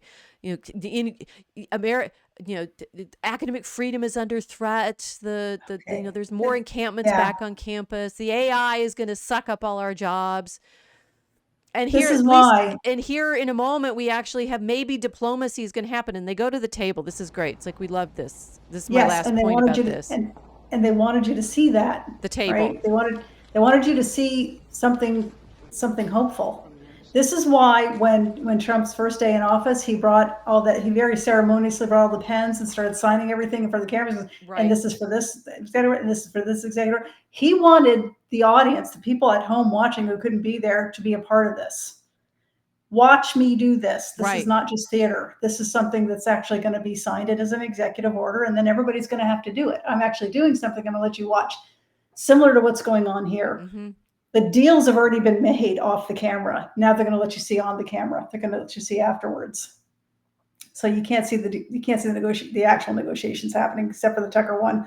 I do think that was a negotiation, but there was probably some things happening off camera too. But so this, it's a bit like Trump signing the executive orders in front of the cameras. It's a relaxed, right. The kind of performance thing. It is definitely clear. Yeah. But I feel like it's like academia is not noticing this at all. They don't. What the campus protests are about is like, can we please stop the other war now too, right? Yeah. And I don't even. I guess I'm feeling a bit discombobulated because I'm not sure where the energy is right now and everything. This room, this is the most hopeful thing I've seen. That Putin looked so happy, Like, can Yeah. we please come to some agreement? And he doesn't look gleeful like, oh goody, I've won. No, that's not it at all. It's can we come to some agreement now? Mm-hmm. Or at least I'm talking to people who want to come to an agreement, not people who are, trying to destroy my country Right. and take it over and partition it. Which is what the West has been wanting to do ever since the wall Yep. came down. The Right? West has been wanting to do that since 1917, probably. Well, okay, the funniest thing, I didn't put this in the slide. The funniest thing I saw was what Trump, I guess the Pope's death has derailed some of these performances, but that Trump was going to go to London and tell them that Russia could have the Crimea. I would like to have watched that. Wow, that's like Victorian England, take that, right? Yes. Talk Fly about, on okay, the you made wall us be there, the man. empire after World War II, and we have to deal with all of the blame for everything and the responsibility. And yes, we've been baddies. Yes, Hans. We have been the baddies. But, to go to London and say, oh yes, and by the way, that, charge of the Light Brigade that you did, irrelevant. Yeah, we're done. It's like, much. out. So, I mean, it's like, okay, at the one hand, the AI, the universities, the Putin arrangement, it's like, so can we go back to, here we back on our, we got, you get to see Trump at the Easter, the slides started themselves over. We're trying to figure out where the horsemen are running, the AI.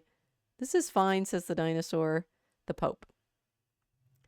Where in this, the story does who Francis is come? You've been reading more about this than I have. Where does it fit into the I don't know. What are we trying to understand about his death? About what story we're in? What story we're in, and how does he fit into that?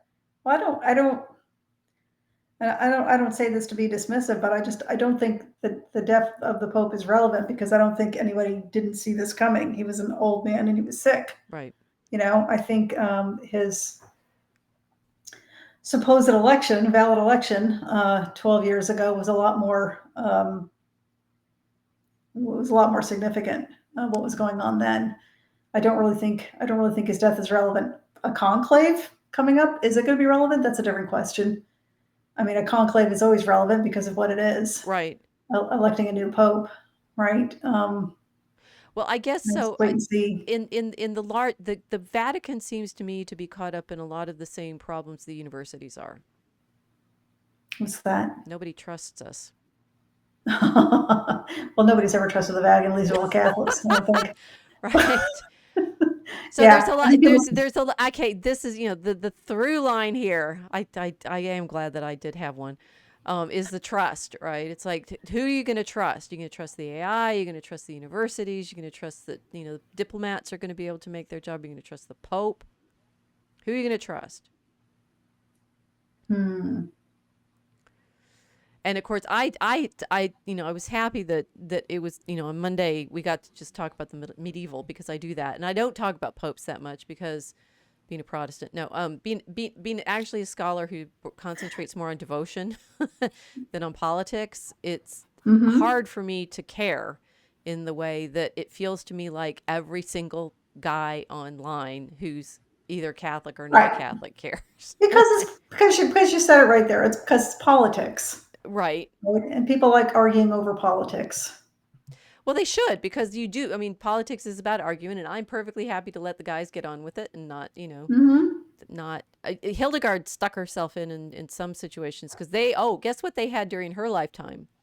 2 popes at odds with each other, right? That's two?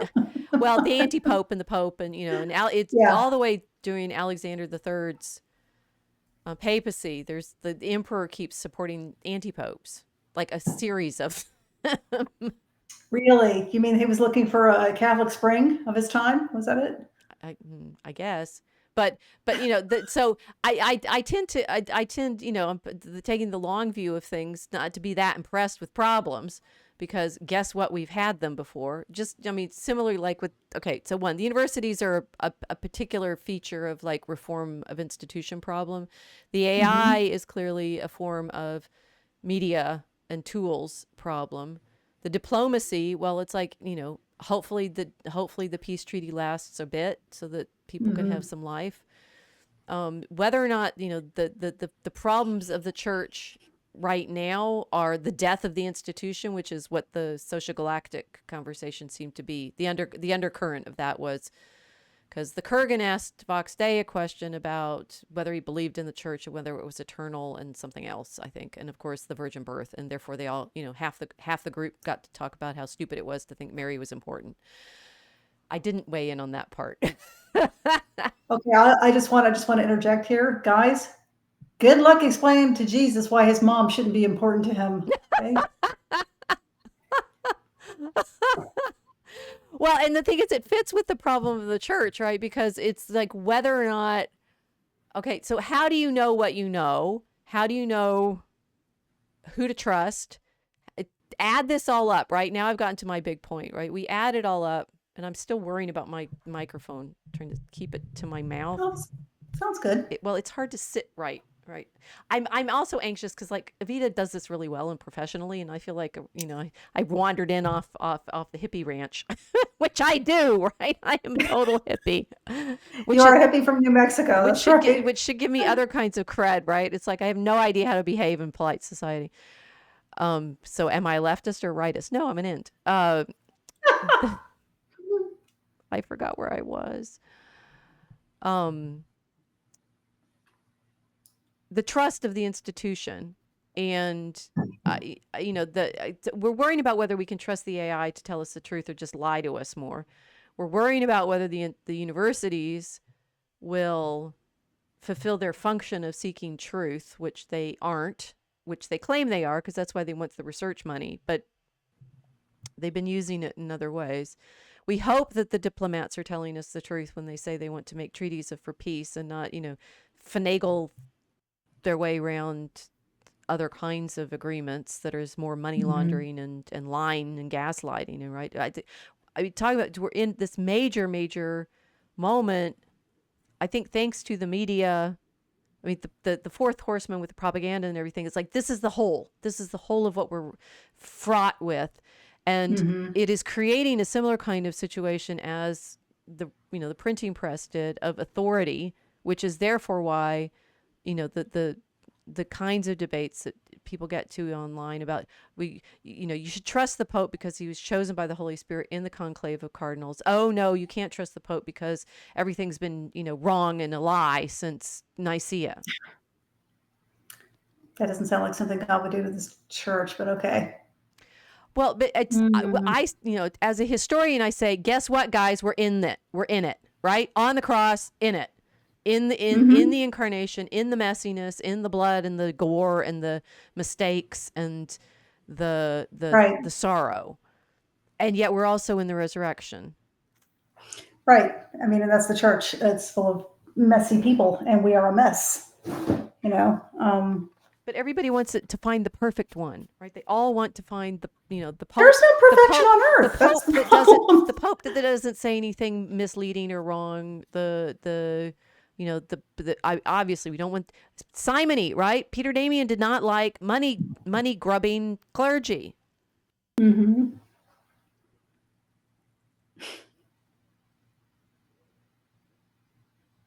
We don't either. Right. Well, and I think, you know, some people clearly loved Francis a lot. I've always been a bit worried about him, and I'm worrying now whether I've been misled by things that the media wanted us to believe about him, because they do that all the. Sorry.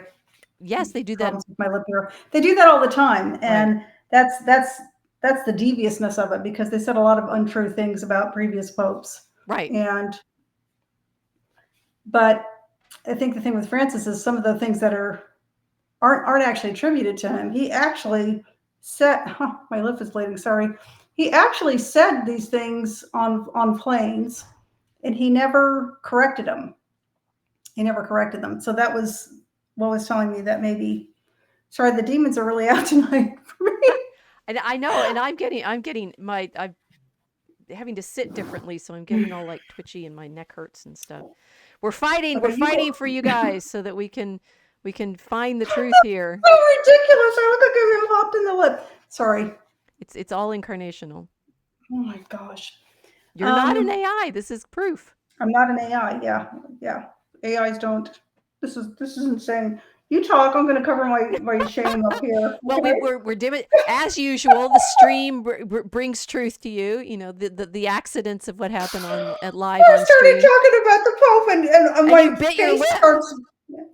face starts bleeding, and they're going to go, oh, you know. Well, They got her. Oh gosh. This is I think, you know, our theme thread is coming through. It's like the problem of lying about Trump, the problem of whether the AI lies, the lies that have been told about what's going on with Putin. The universities feel like they're being lied about all the time, and I'm like, well, I have a little firmer. I feel like a little firmer ground in that one of understanding the kind of situation it is. But with the church itself, I did become Catholic on purpose, and I became Catholic during Francis's pontificate. So it's not like I didn't look at the church and go, well, it's, I think he's not really Pope, and therefore I'm not going to become Catholic. Well, this is the thing. You didn't become a Catholic because of who was the Pope, right? Right. That's the thing, and nobody should. There was a man who famously became a Catholic during Benedict XVI's pontificate, who, after he resigned and Francis was declared Pope, he stopped being a Catholic. He was a writer in New York, and I can't remember his name. Somebody else in the chat might remember his name. But I thought, how very sad. It's like, you don't become a Catholic because of any man other than Jesus Christ. Right. If you do, you're going to be sorely disappointed, because we're all utter failures, all of us, without Christ. And even with him, we still keep falling down and have to get up. So that's always a bad idea to do that. Right. Are you okay there? I am okay. Okay. I now see, because it's gone on for so long, I have to explain to everybody. It has been a very weird week. I've had my second bout of shingles, and it's been on my face, so I look really attractive. You look beautiful, And don't you? and this last bout has been, and it keeps, sorry. This is so ridiculous. Hey, when I'm on the way Evita does her thing, they zeroed in on me, right? And so I have these glasses that are the one that I bought because I thought online, I didn't get to try them on before I bought them. I just needed glasses at all, right? Because I can't see. I keep them on stream because sometimes I want to read stuff, and you guys complained about me taking them on and off, right?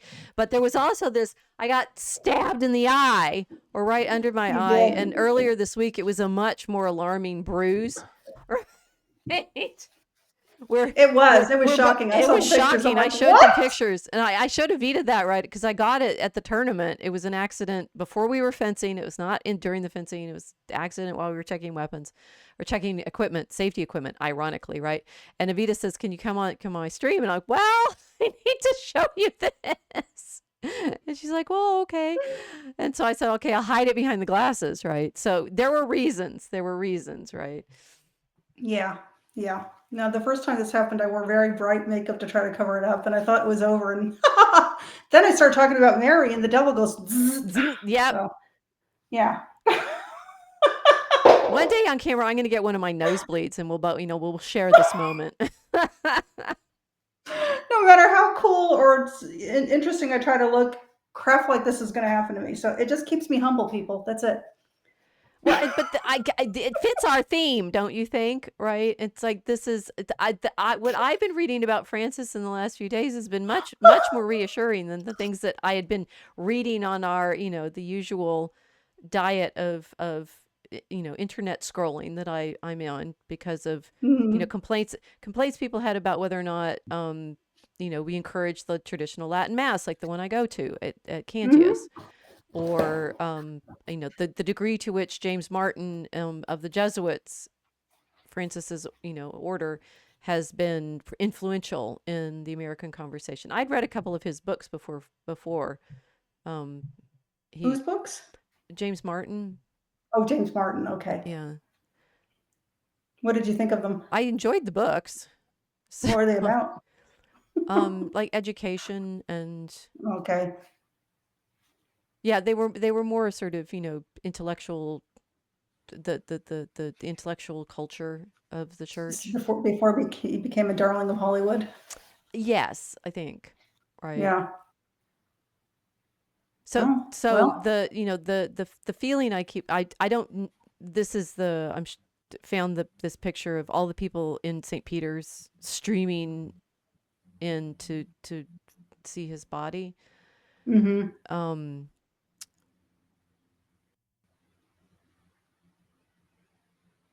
you all know that I said this on a Evita stream too. It's like I spent so much time in the last decade trying to learn enough history so that I feel like I have a full sense of the various sides in the different debates, Mm-hmm. particularly of I mean, Israel Palestine. I haven't read in as much depth, but we did the whole stream last year on Candace Owens, and Yeah. the way in which the story about what happened to the Jews in the Middle Ages has been framed, and in fact, the way the Jews in the Middle Ages were used by, for example, the Normans in their Mm-hmm. conquest. So, Yes. that you're constantly finding out over and over and over again that there is another facet, maybe not just another side, right, but another facet to this enormous story that we're in, which is history, which is God's entering into our messiness and our complexity and our embarrassing ability to bleed. Are you still bleeding On there? Or you camera, just right? stopped bleeding on Or we don't camera? want to, right? He was I born. can't He was see born it. in a barn. You're feeling it, and I don't see it, right? Oh, trust me, if I weren't doing this, it Okay. wogod be a lot scarier. I would look like a vampire. You'd That's a look different like the show. pictures that they're painting on those tents on campus. Oh God! You're a I vampire. swear, people, this is not a protest. Maybe I mean you're bleeding sympathetically while we're talking about the Pope. Come I'm on. sympathetically bleeding. Yes, from the face. I've lost your Oh, focus. I can't sorry. save you here. Nobody can. I mean, look at me. Come on. Sympathetic. Why the ladies of the Mosaic Ark ran aground on Easter Friday. See, I am bleeding. I am bleeding for this show. Okay, go ahead. We'll have to look back on the transcript and figure out what we were talking about. Oh gosh, I'm sorry, everybody. It's the okay. So one, and I recognize this is the persistent. I don't think academia was ever pure and not like career oriented and bound to the state. Guess what? It always has been. I mean, it's Oh, sure. the whole reason that there's such a thing as the University of Paris is because of the way in which the king grants a charter for it. It's never been not a problem. Institutions are bound. It's like when Jesus says, "My kingdom is not of this world," and then gets killed. Guess what? There may have been a reason for this. He's irritating in that way, right? He's irritating and he challenges authority, right? Always. He And contrasts with it. and then we are supposed somehow to know that Saint Francis is a bad guy, right? Because I've read it on the internet. That Saint Francis is a bad guy? Yeah, not Saint Francis. That Pope Francis. Sorry, Oh, he's not saint yet. The other Francis. It's interesting. He's the only pope that's taken the name Francis, and he's a Jesuit. I was really yeah, puzzled by that is that. interesting. Right? I actually thought that was really cool when it first happened, but Yeah. now I'm very cynical. Well, this was to me. It was like a battle between the Benedictines and the Franciscans, and now since I spent the past year working on the Franciscans, I like both of them properly. Do you like the Franciscans and?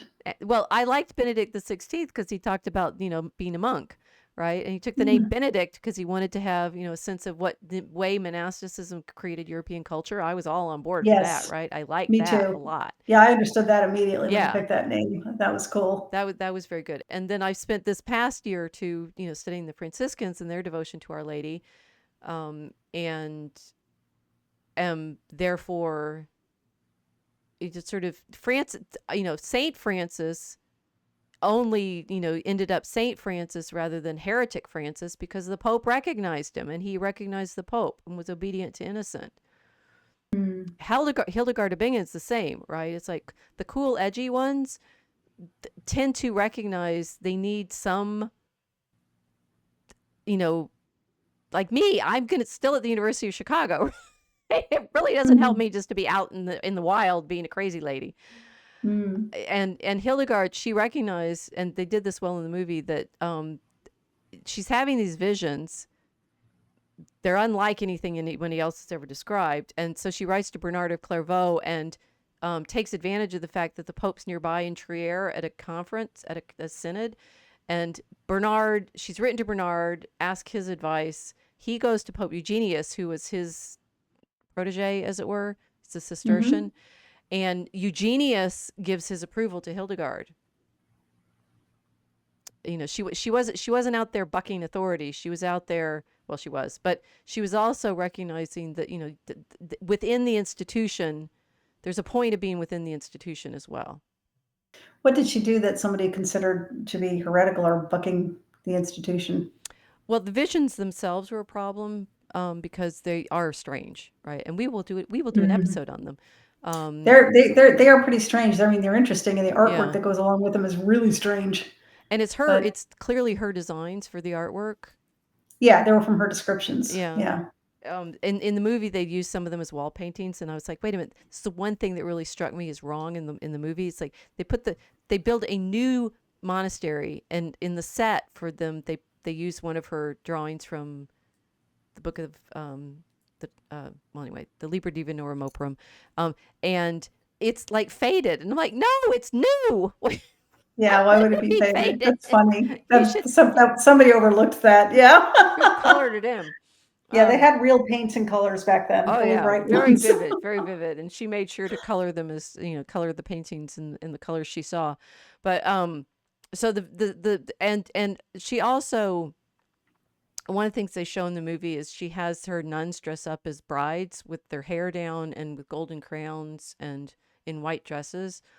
And during their vows or all the time? When they're at mass.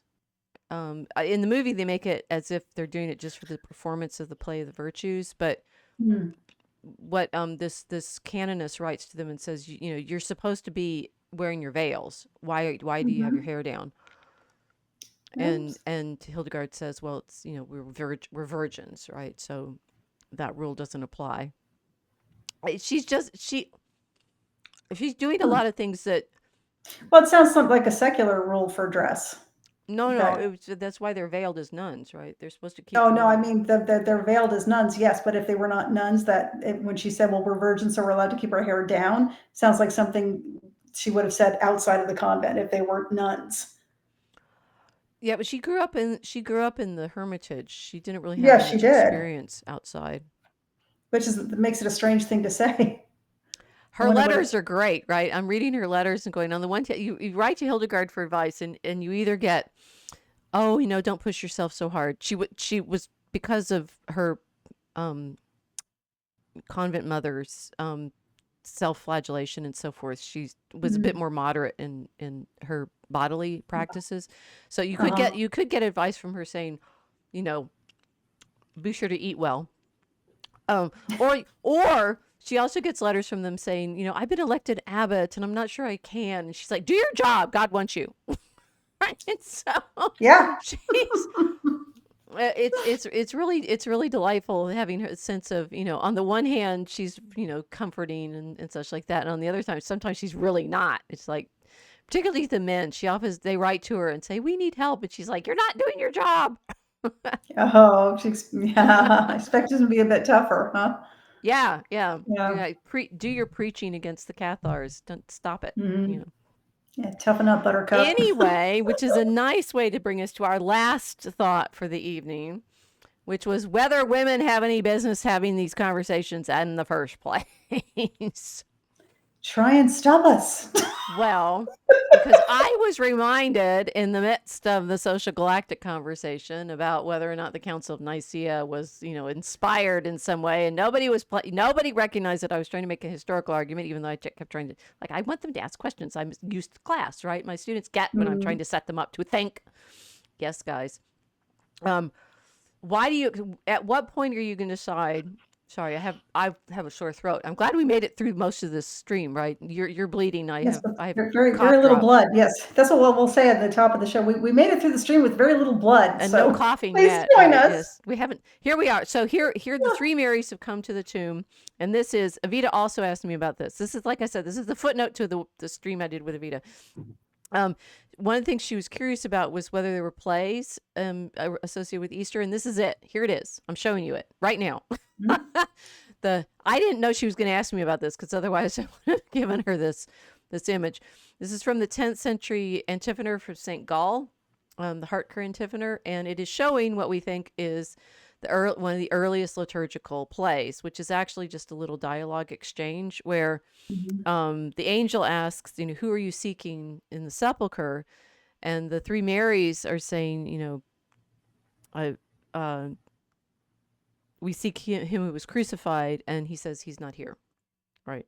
So that being, it's like we think, like Hildegard was putting on her plays with the nuns and the play of the virtues, which was, we should read that. That would be really fun, because it's great. And in the movie, her confidant and scribe Volmar gets to play the devil, and the actor really clearly enjoyed getting to play Volmar playing the devil. That's fun. It was really good. It's very sweet. But this exchange, the women are the first to the tomb. The women are the first witnesses to the resurrection. That's right. With the empty tomb, they're the first to proclaim it. Yeah. They're the first there. Now, in the Gospel of Mark, and this is, guys, if you're arguing about like exactly how do we define the Trinity, we'll do a whole stream on Hildegard to tell you how you've gotten it wrong again, even though she obviously accepts the Nicene Constantinopolitan Creed. But how do we know anything about the Trinity at all? How do we know anything about the Trinity? Oh, we're going to argue about whether or not they formulated it correctly at Nicaea? Wrong. How do we know anything whatsoever about the Trinity? Irritating music. Do, do, do, do, do. Because of the incarnation. And Hildegard is really, really good on this point, saying that in their series of visions, first she shows you the Redeemer, his entry into the world, his suffering and redemption of the creation, and then you can see the Trinity. And I've published an article on this, like you can read if you want to go deep dive into the scholarship problem level. And Hildegard's great at showing this. The reason you know anything whatsoever about God the Father and the Holy Spirit is because the incarnation makes it visible to us in some way, right? It's the incarnation that shows us the Trinity, which is why the Council of Nicaea has to try to figure out how to formulate it, and the Council of Constantinople tries to figure out how to formulate it again. So it's only something we have through God's self-revelation, obviously. And therefore it's like, as Christians, that's what we recognize. This is Cantius, and this is the revelation, and this is the resurrection. That what we've celebrated at Easter is, not just the conquering of death and the pain of our debt, but the self-revelation of God in the resurrection.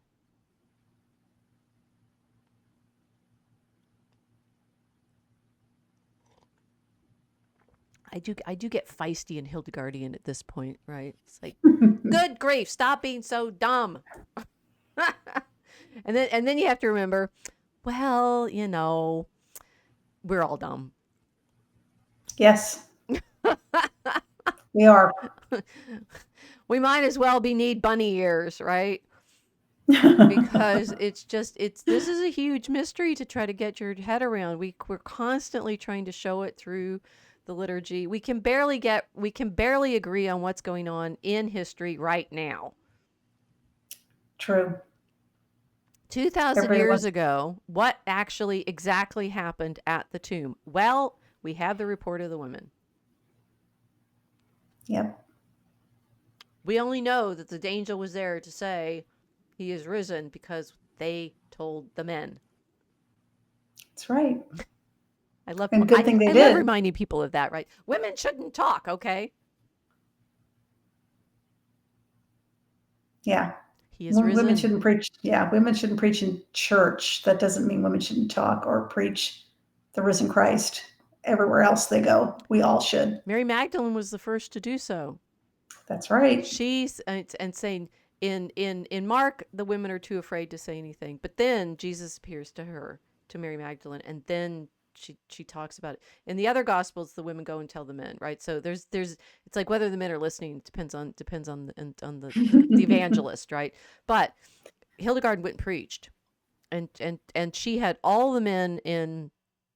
I mean, she had some trouble with her founding abbot Kuno, but she has all these men from all over Germany writing to her for advice.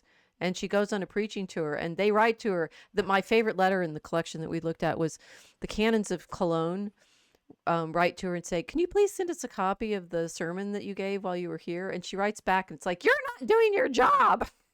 It's not only that she came there, she preached to them, and then they wrote later saying, "Can we have a copy, please?" Yeah. Not write it down the first time.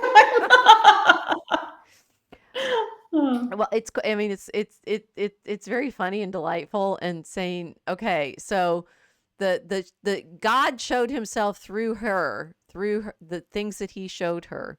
She's a saint, right? We recognize Hildegard as one of the voices of the church. Likewise, Catherine of Siena, and there's two others that are doctors of the church that are women. Yeah. It's Teresa of Avila, yeah, and Teresa of Lisieux. Yeah. Right. So there we are. That's our meditation. Women rule and boys drool. No, sorry. I can scratch that. Okay, we got Rogue Wave saying, what percentage of first and second century church was women? I wonder. There's so my credentials, right? I do have proper credentials, and not just like I've got the credentials from the universities, but I've studied this stuff when we ask these questions. And I did in my New Testament courses as an undergraduate, one of my papers that, made Professor Kelber interested in the question of the women was, something you're paying attention to where the women are. They show up in very interesting places to point to things. And we know from Acts that they're, women who are founding the early churches, like the house churches where people are meeting. So church just means ecclesia. It's a group, right? It means the group, right? So the group, the Pope is the head of the group. Got it? Right. And, it makes it sound, and Mary is at Pentecost, among with the apostles in the upper room when the Spirit descends. Right. So it's like the group. And women belong to that. Hello, Daydreamer. Hello, ladies. Tradition. Yes, tradition. There are sure a lot of women virginity saints in the canon of the Mass. Yes, I mean and I mean Catherine, my favorite. Everybody, Catherine of Alexandria is a great one because, of course, she stands up and argues philosophy better than any of the men can. And her wheel is not because she gets broken on the wheel, because it bursts when she prays. Right? They behead her later. Rogue Wave saying the bride, the church, must follow her Lord in her own passion. Many will flee, deny, betray. The remnant will be mocked. That's yes. Right, we model we're mirroring Christ. Christ does not take away suffering. He transforms, redeems it to make it the means for our salvation. Going back to what the universities should be doing, yes, they should return to Christ in their search for truth. And instead of mocking those of us who are Christians who believe in the truth, maybe talk to us. Yeah. Yeah, talk to us, not at us, right, or about us. To us. Talk to us, and recognize. I mean, this is entirely my argument in favor of history, right? my discipline, that because God became incarnate in time, we study, we know him through time. So it's a historical question. It's always a historical question. If you want to know what's, the problem for the church is acting in time through all of the time. It's a much more of a garden metaphor than a here let's this perfect idol that we're going to worship because it got exactly right that moment. It has weeds and trees and it grows and it has seasons and the women get to talk every so often. Anyway, last thoughts? Any last thoughts? Nope. I think we've covered it. I'm trying not to talk too much. And I got a cough drop in because the sore throat that was creeping up on me is telling me that I really should stop talking. But I want to tell you guys about Jesus. You said that very funny. That was a cough drop. I want to tell you guys about Jesus. Here, let's hear us about Jesus. He is risen. He is risen. He is risen. Hear the ladies. We were there. We saw the empty tomb. Now I feel happy again. Good. Okay. Well, we will be back next week. We have another break coming up. And then look forward to, we're going to have a special guest talking about his thriller set in Hollywood. So yes. We've been reading it. It's so great. good. It's great.